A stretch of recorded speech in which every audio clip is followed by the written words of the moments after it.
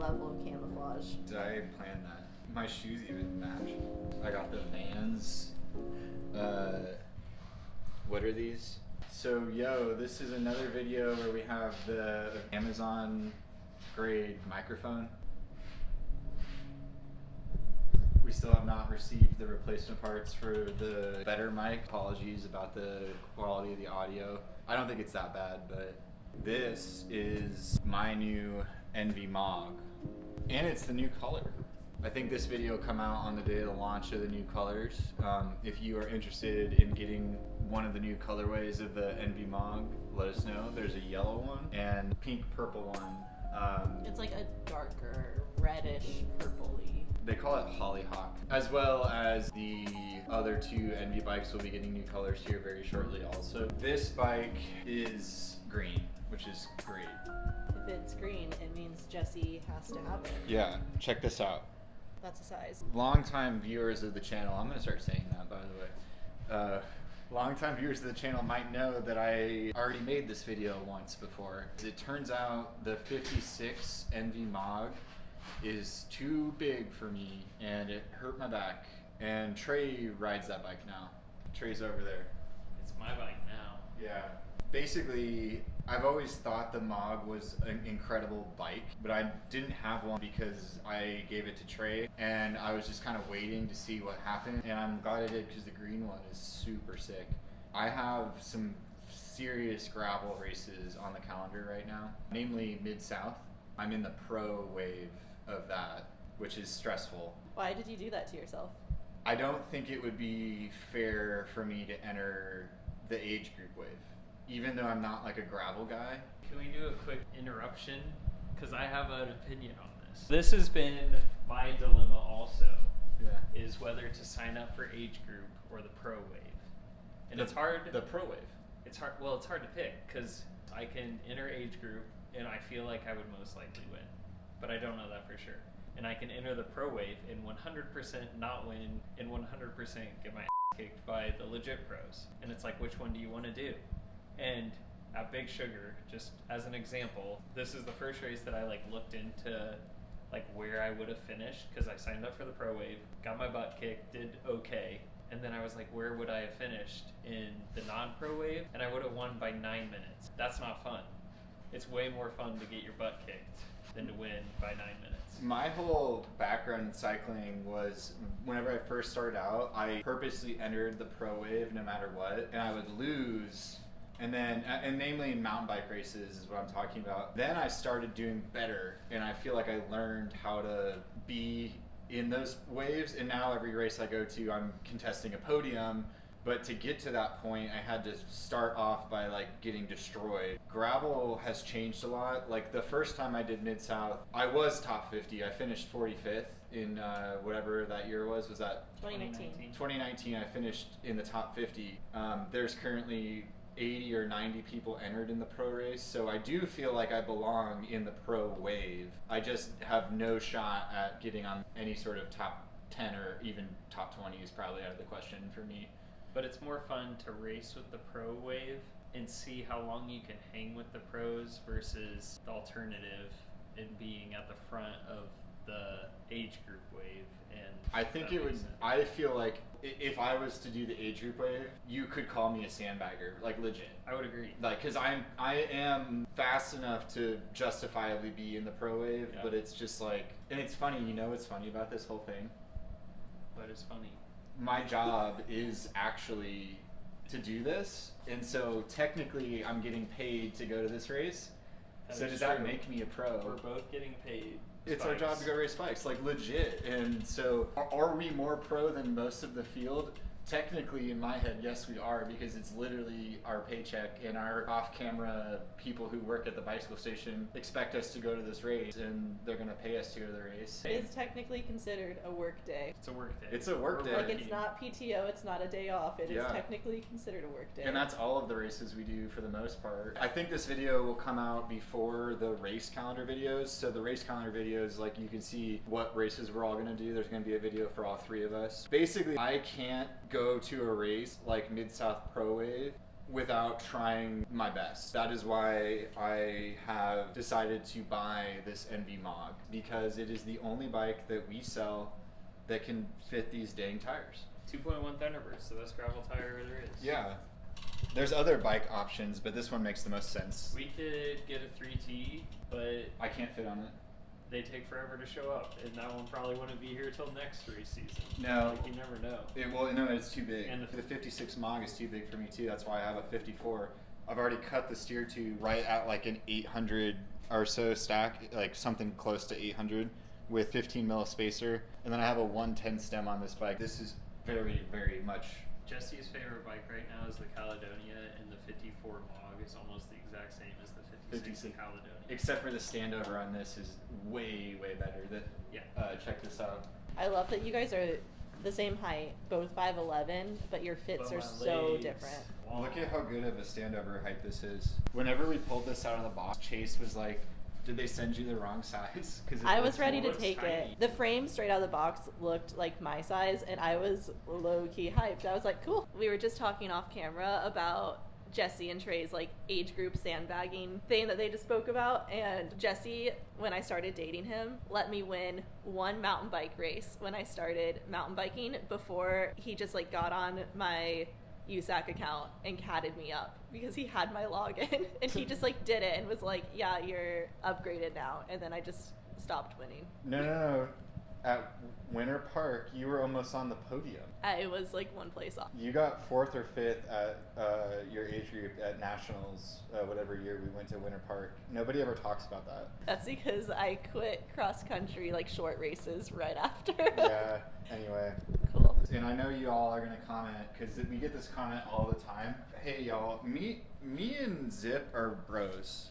I know that y'all don't like whenever I put Zip wheels on an Envy bike, but like, this is my favorite wheel set of all time. And I'm not saying Envy's wheels are bad at all, because they're not, but I already have this. This is perfect, right? Yeah, I think if you're vibing with the wheels, And then they- keep rolling. They with it. literally made this an hour away from here, and they make the wheels in Utah. That's cool, but Indianapolis is a little bit closer than Utah to the bicycle station. So And Speedway's cool. yeah, they got got the the cars. race cars there. So I just wanted to say shout out to the haters in that situation, because I don't care. These are sweet wheels, and I've had them for like 3 years, and they're still my favorite wheels I've ever owned. So get over it. Getting a Mog is exciting because this is a great bike, but I think this was Trey's bike of the year, right? This is, my bike of the century. The Century. This is a game-changing bike right here. The reason I have purchased this bike is You I can don't. put fenders on it, right? Can you?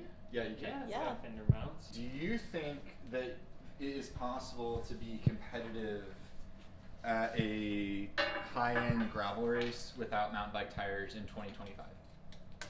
Competitive on pro side? Yeah, like I just feel like I will be not competitive without having mountain bike tires. You definitely can't win, and you definitely can't get probably top 20 without mountain bike tires. I think there's a lot of reasons for why mountain bike tires are the only way to go now. One, because puncture protection.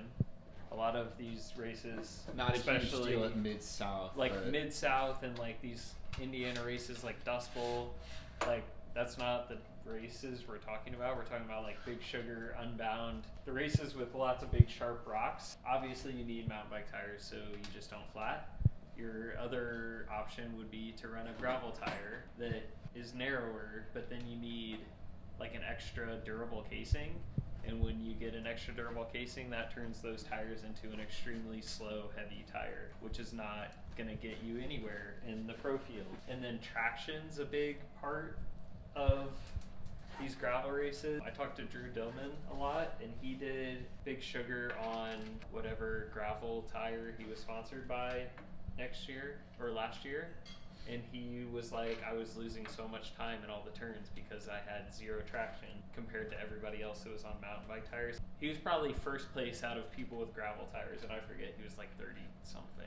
And he's fast, but he'd be a lot faster if he went to mountain bike tires. Well, it's funny that he conceded that too. Yeah, because he was one of the people that was like, "This is he wasn't sold at first. The first race this year that he did was our race, Glacial Drainage. Sign up.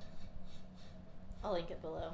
And he did it on 40 mil gravel tires because he thought narrower, smaller tires were faster. And by the end of this season, he was like, I'm never racing again on anything but Conti Race Kings or whatever mountain bike tire he started using towards the end of the year. We have more. We just got some Race Kings in stock, so go buy them. They might already be gone. I don't know. The last race he did this year was BWR in Mexico, and he raced mountain bike tires. He definitely was top 3. I can't remember if he won or not. He did good, but yeah, he used mountain bike tires. If you look at any pro field nowadays, everyone is on mountain bike tires. Effectively, like with the resources that I have at my disposal, or all of us do, like it is a no-brainer to put myself in the best position possible to perform at this event. I'm taking it seriously, and my equipment preparation has made up for lack of training.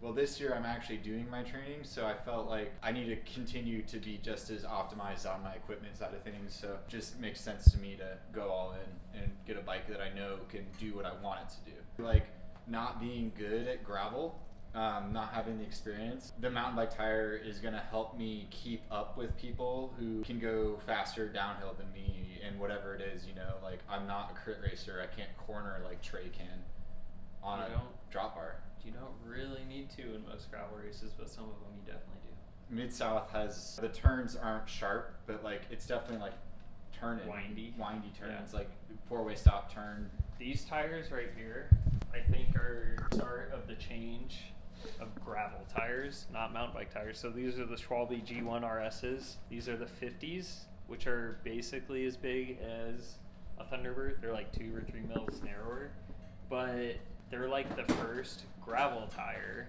that I put in quotes that are fast, because most gravel tires still are made with like puncture protection in mind, where they're like, oh, this needs to be raced on gravel, so we have to build it big and heavy and durable and slow rolling. But this one's like super thin sidewalls, super thin casing, and is a fast tire, and is also big but small enough that it can fit in a lot of bikes. And I think tires like this are going to catch on this year. My Cervelo Aspero that I absolutely love, those tires did fit in the bike, right? But there's a problem. If Mid-South is muddy and I ran the Cervelo, it would just stop me dead in my tracks. When the clay at Mid-South gets wet, it just like your bike stops moving. It doesn't just fall off. It clogs everything. And I experienced that in 2019. I made it like 30 miles before I just called it quits. Let's say it's muddy at Mid-South.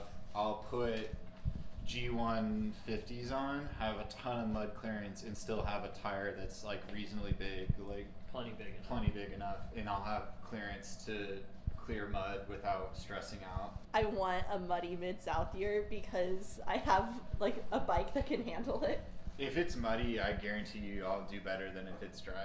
I'm a little nervous that my hoses aren't long enough, but we're about to find out. Let me start taking apart the stem. There's absolutely nothing else has changed about this bike beyond the colors. Yeah, this is the MOG. It's the same bike. Nothing new. Not a new MOG. Although we might put that in the title, so you guys click on it. So that's some clickbait right there. I'll get you. In a roundabout way, it is new.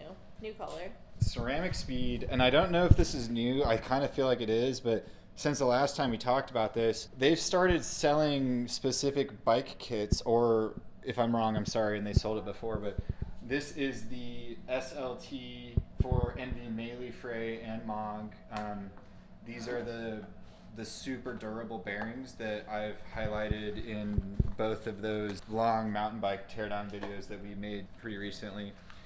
The reason I'm doing this is, one, it's really cool, and two, with Mid-South potentially being muddy, in theory I shouldn't have to replace my headset, but we're gonna put him through the ultimate test at that race if it is in fact muddy like it could possibly be. Whenever we did that mud Mid-South, everybody who finished the race basically had to throw away every bearing on the bike. I mean, like, you almost had to throw away the whole bike, honestly. It was so bad. It was bad. So we're gonna really put it through its test here. I got the SLT headset bearing.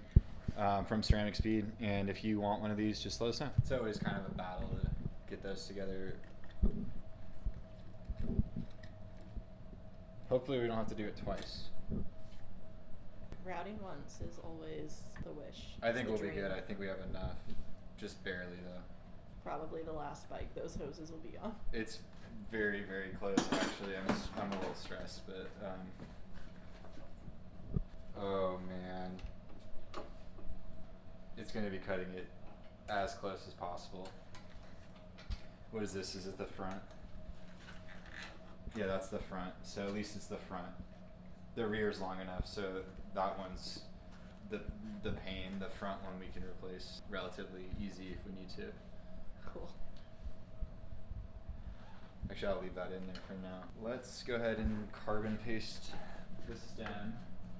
I opted to go with the two-piece setup on purpose, mostly because of parts availability, but also like I kind of like the ability to tilt the bar the way I want it, and not saying that the one piece is bad, but I just feel like this is a little bit more simple for what I'm gonna use this bike for, and ultimately that's what we're gonna do. Let's see if we have to redo this or not. The moment of truth. Yeah. I think it's going to be really close.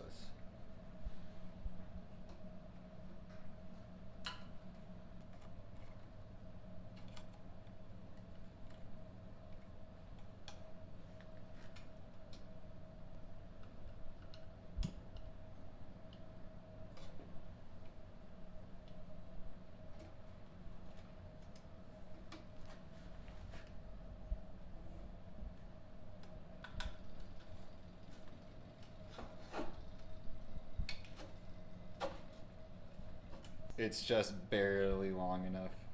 What a relief. I guess we're not out of the woods quite yet with that, but it's close enough that I'm gonna give it a try. And we're gonna install the computer mount next before we forget, and that just bolts right onto the bottom there.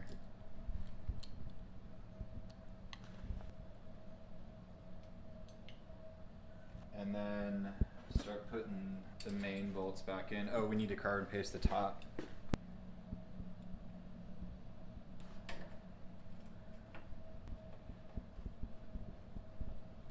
Did you plan to wear a shirt that's the exact same color as your bike today? No, I did not, because do you know what happened?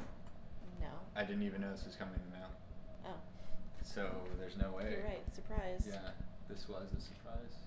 It wasn't long enough. Bummer. Bummer. So I'm gonna attempt something here, and I'm not sure this will work. I really don't want to take the fork all the way back out, and so what I'm gonna try to do is see if I can't pull the hose through the stem as well. And if I can do this successfully, it'll save us a lot of hassle. Never tried this, but I'm gonna really crank this down so it's got a really good contact with the blue boy. Yeah, okay, so then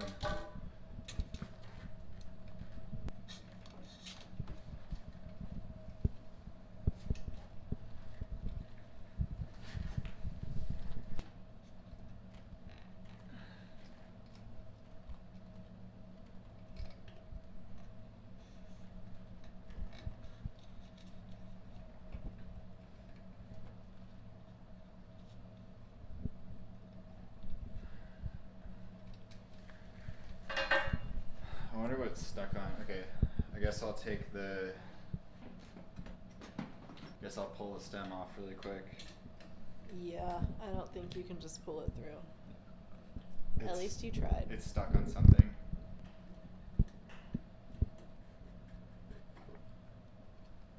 Oh man.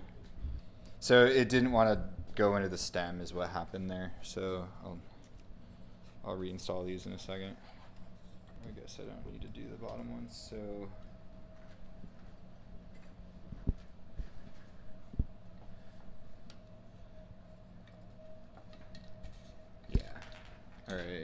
then we will pull this through the stem. Still not the end of the world, but not ideal. Really trying not to lose the other side of it, you know what I mean?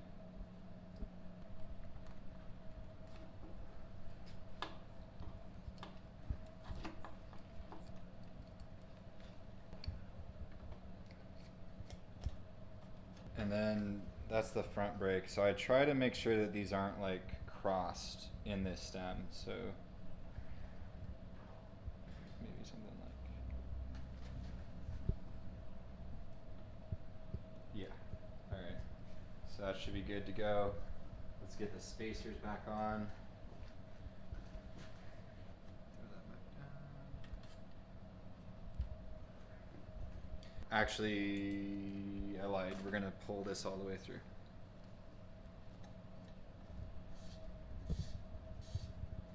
It's not a bike that wants to have the hoses move around once they're in place, if that makes sense.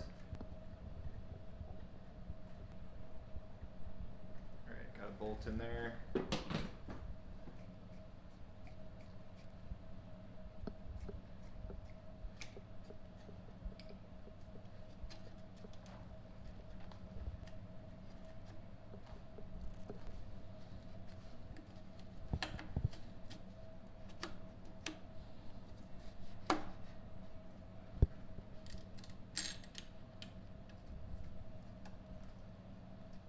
That should be plenty long for that front brake now. And it wasn't too big a deal. I got the hoses connected and everything. It turns. It does turn. I'm gonna grease up this axle because it felt a little tight to me.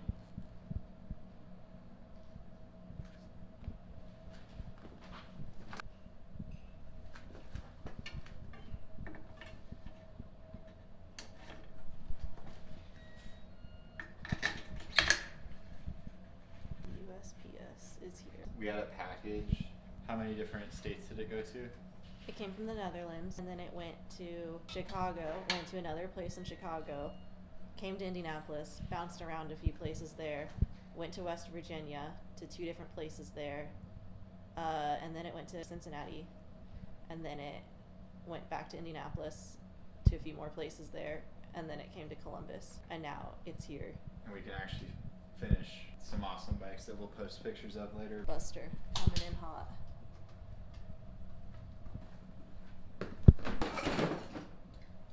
You ready for this thing? I was born ready. Whoa. Whoa. Do you think I'll be able to do this without screwing it up? If you were confident right out the gate, I'd be like, hell yeah. Do you remember which one I take off first? No. I think it's this one.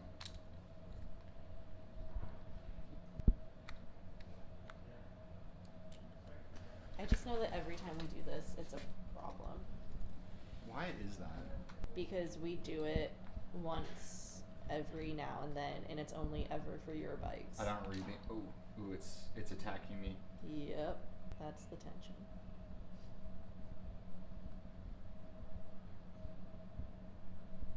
The last time we did this, and like the only other time, was your BC40 video. And the Epic 8 video. The trick is leaving the spring in the derailleur. Yeah, the first time we did it, I think Jesse took out the spring, and he had to like rewind it.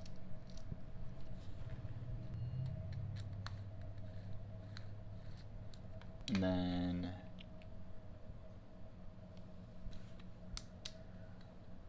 you can put the other piece back in. Easy peasy. Honestly, these are a lot easier to work on in terms of like doing a pulley cage upgrade. Yeah, we got it.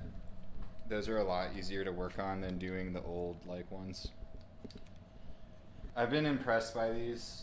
This winter, I've ridden a lot of miles on my mountain bikes with these. Kind of hate to say it, but I've already said this once. If you are willing to spend the money on it, it is a noticeable difference. And we're going all out with this. So, you know, if you want us to upgrade your bike with all this cool ceramic speed stuff, let us know. They mail it overseas in 2 days somehow. I don't know how they do that, but they do. Magic. That is just. It does kind of feel like magic because it just shows up and you're like, I ordered that, and it literally went across the ocean. I don't know how they get away with it. They're pros, that's why. Got a rear end on the bike now. Yeah, I noticed one thing. We do need to switch this to key A. Ah. There we go. I like the black one on this bike. I was debating the color. Big fan. This is another Ceramic Speed product, or Ceramic Speed X product. I had one of these and I was like searching around for it. I couldn't find it, and I realized I gave it to my dad. So what a lucky man. Yeah, and so I'm gonna install this fresh one in here.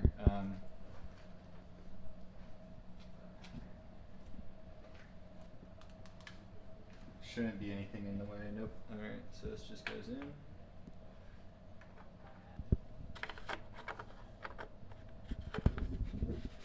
I hope it's muddy at this race.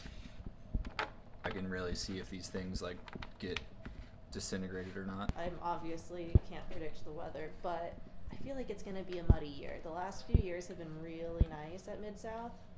But like yeah, I know. This winter, I feel like this last fall and winter, we've gotten so much rain, and it's just been so wet.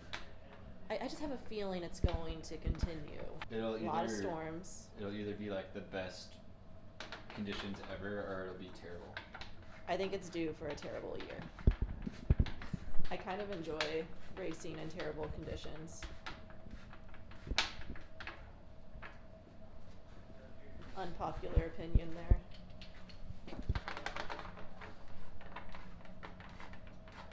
Ceramic Speed sent me this for our BC40 versus Epic 8 video, and I had already super glued a Cane Creek one of these onto one of my mountain bike cranks, so I thought, why not use it on this build instead? I already pulled this one off. Let's upgrade this SRAM red crank right now. Should I read the instructions so I can see what the spacers are? No. It says that there's an instruction card inside the packaging. I just want to know what those spacers are.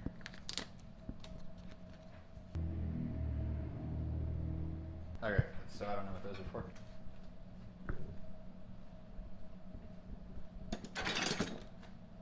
Open this up before I install it. Make sure it works.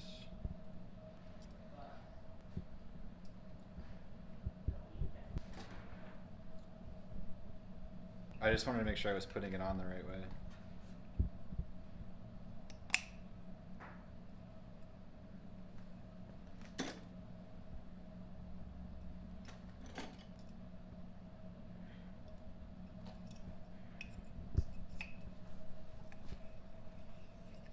There we go.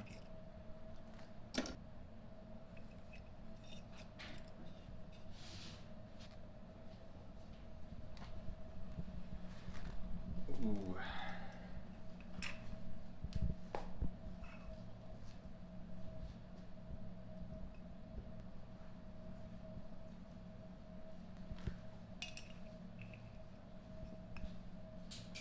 What is happening?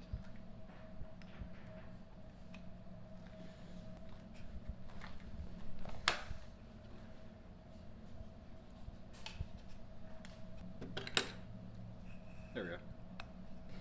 I was just trying to get it past this little lip right there, that bearing race. That was almost not meant to be. I for sure think it was struggling. Let's see if I still spin this. Yep. Alright, we did it. Back that all the way back out.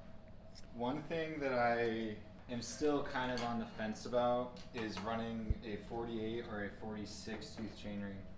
I've been having a little bit of knee issue climbing on like really long climbs. I am gonna rock with the 46 tooth to see how I feel about it. I think it'll probably be fast enough, even though I do think it feels slightly slower. But I have a 48 tooth available to me that I can swap out at any time. I just figured this is already all kind of put together. It looks really cool. I'm just gonna run it to start. It's a little dirty. I should have had Jackson clean it.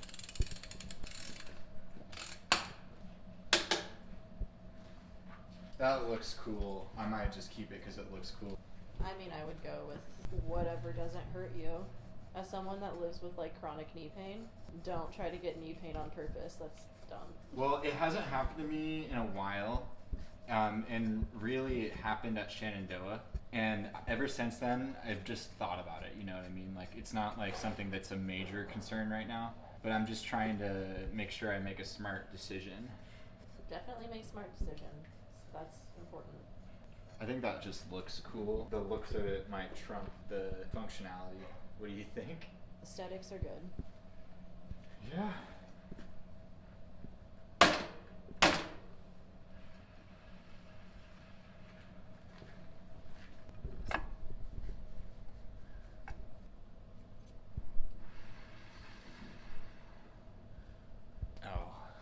I hate it when this happens. The bolt's like really close to the crank arm, so it's hard to tighten that up, but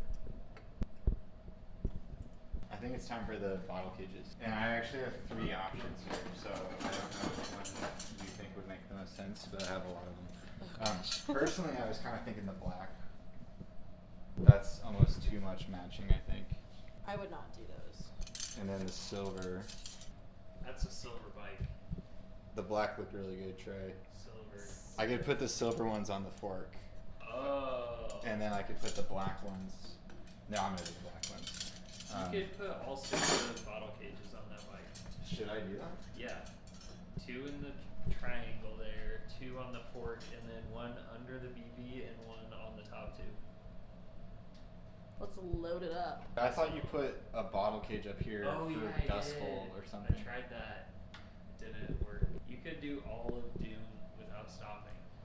If you put that many bottle cages on your bike, then you definitely win. We should Velcro this down. Oh, whoops. The Mogs and all of the Envy bikes have Velcro for the hose, which I think is absolutely brilliant. It's really nice. Like, what a simple solution to something. I've always enjoyed that feature on the Mog, and the Fray that does that too. It's a nice touch for sure.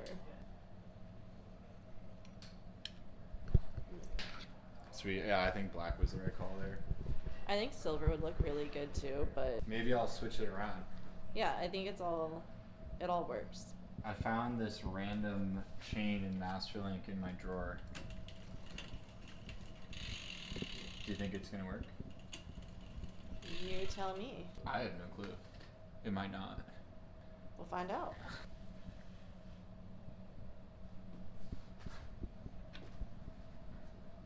That looks reasonable. It looks like it might work.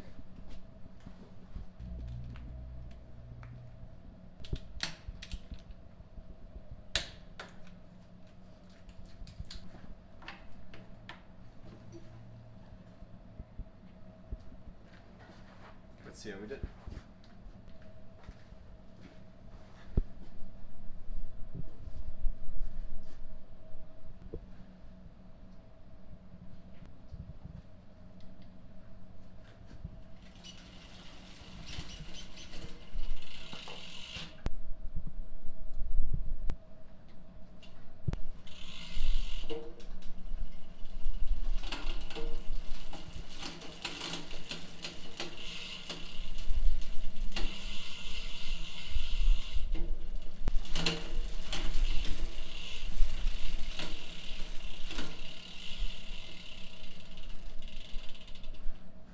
That was not long enough. Bummer. Dang.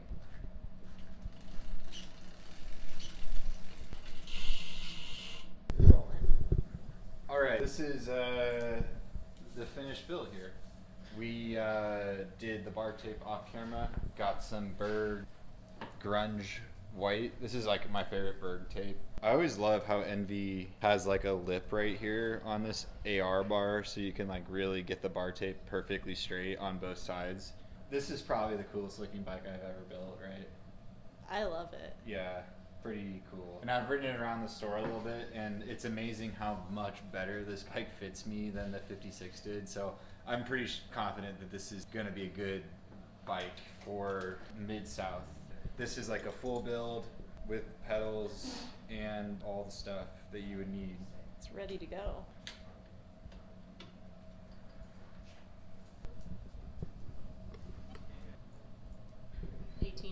Yeah. But that's with my big honking pedals and the big tires and the mountain bike drivetrain. Like, that's a really, really good weight for this Mog. We're gonna keep doing Mog content, y'all. It's just a bike that is still kind of the king of the mountain of gravel, I guess, because ain't nobody released anything that really beats it yet. So let us know if you want one. Like I said, the new colors are out. I don't know if they're immediately in stock, but if you want a custom build, just let us know too. We can build up a bike like this or whatever you want to do. We've built a ton of Mogs, a bunch of Envy bikes, and I'm sure we'll build a lot more this year too.